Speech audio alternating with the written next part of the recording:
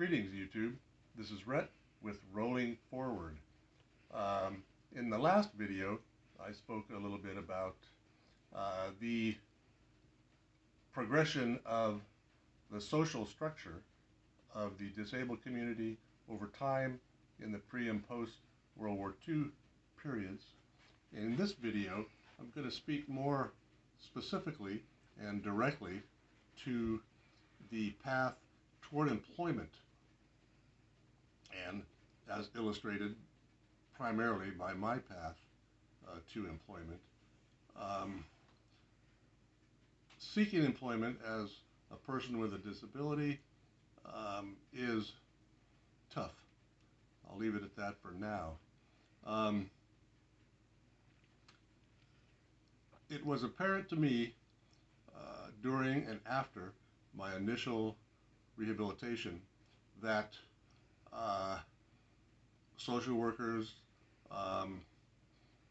rehabilitation counselors, and so on, with whom I met, would speak a lot about, you got to get a college education because, that's what quads do now, or people with spinal cord injuries, particularly quads.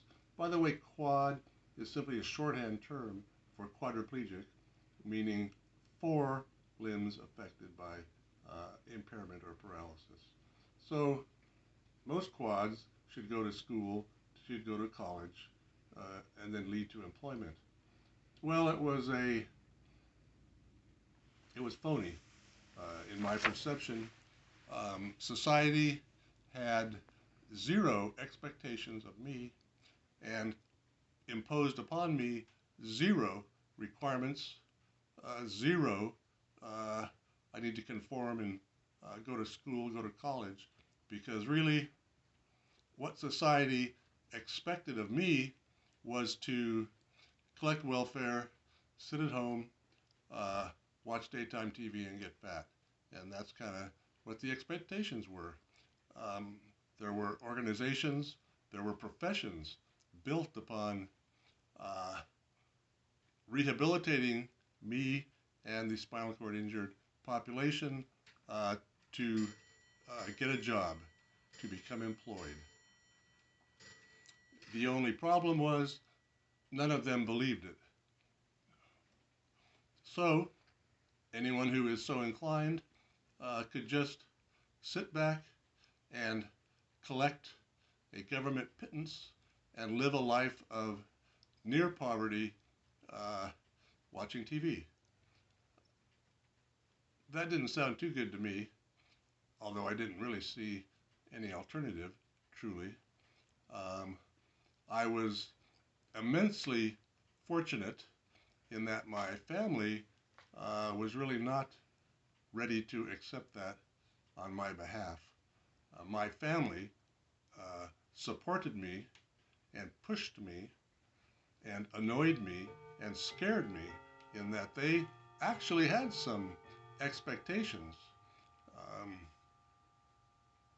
Throughout my childhood, my sister and I grew up in a home that was overstuffed with books.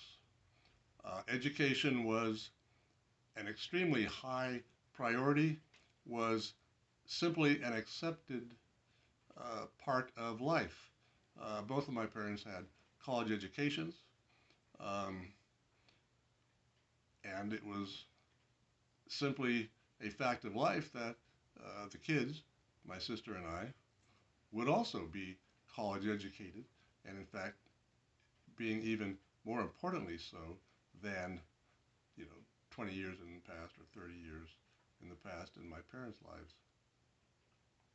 And so I am different from many of my contemporary disabled people in that my parents were very involved and very demanding on my performance regarding education, less so with employment. I was younger, which is probably part of the reason they had more influence. I was in high school. I was not a post-high school war veteran coming home from Vietnam with a spinal cord injury, I was a kid, pretty much. So,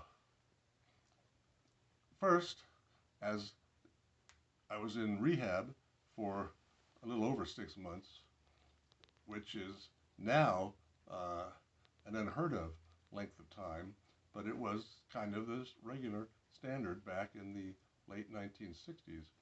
There were high school classes available to me and were shoved upon me when I was in rehab, and that is a big plus in the tally of Rancho Los Amigos Medical Center and the quality of rehab that it provided.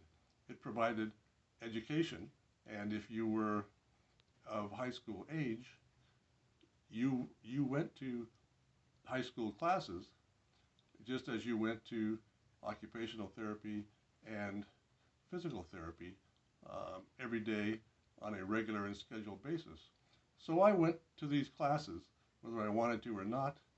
I went to these classes whether they were at all demanding and worthy of being called a high school class or not. Most of them were not. They were very lackadaisical in the academic demands they put upon the half a dozen or so kids who were in these classes. But I took them, and then when I went home, I had been a high school student in public school system in Southern California. Well, my parents had already been in contact with the school district, and my education was waiting for me when I was finally discharged from the hospital. And initially, I was enrolled in a high school probably about 10 miles away from home at a school that was wheelchair accessible.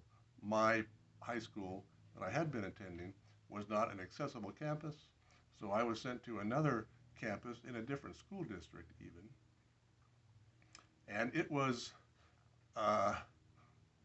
unsatisfactory to me for a number of reasons, and I refused to go back to that high school campus.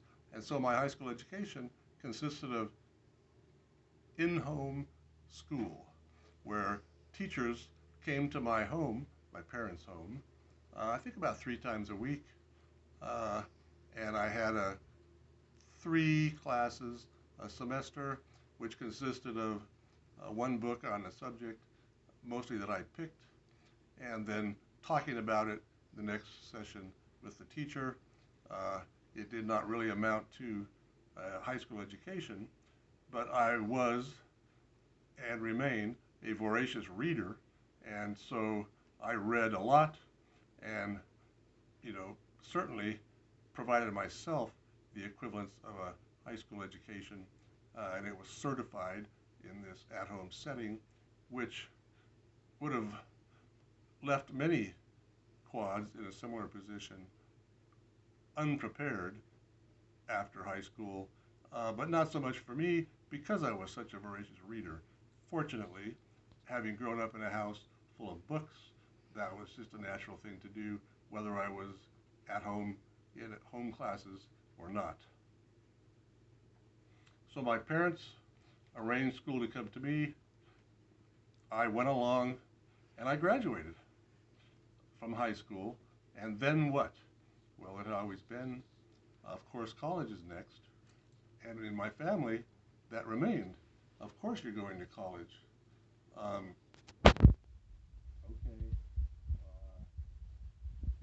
But wait a minute. Society doesn't require me to go to college. Well, my parents didn't much care.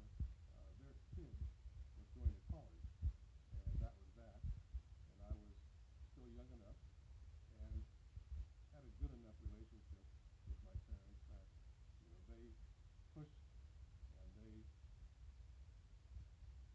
crammed me toward college, and eventually I did, in fact, move out of the house and into college dormitory initially, and pursued a college education. But many of these things are unique to me as compared to the general population, and I consider myself exceedingly fortunate. And that's a theme I want to come back to, is my repeated good fortune throughout my life, which remains still today. And so I did get a high school education, and I did get a college education, largely because I was fortunate enough to have a family that refused otherwise and simply pushed me into it. And I immediately embraced it and dove into it, because it immediately became really good and really fun, but I didn't know that beforehand. I was scared to death about my physical care and well-being. Well, it was a happy ending in this chapter, and I'll leave that at this in this video, and there's a lot more to continue, but I want to thank you for watching. Please do press subscribe, like, and ciao.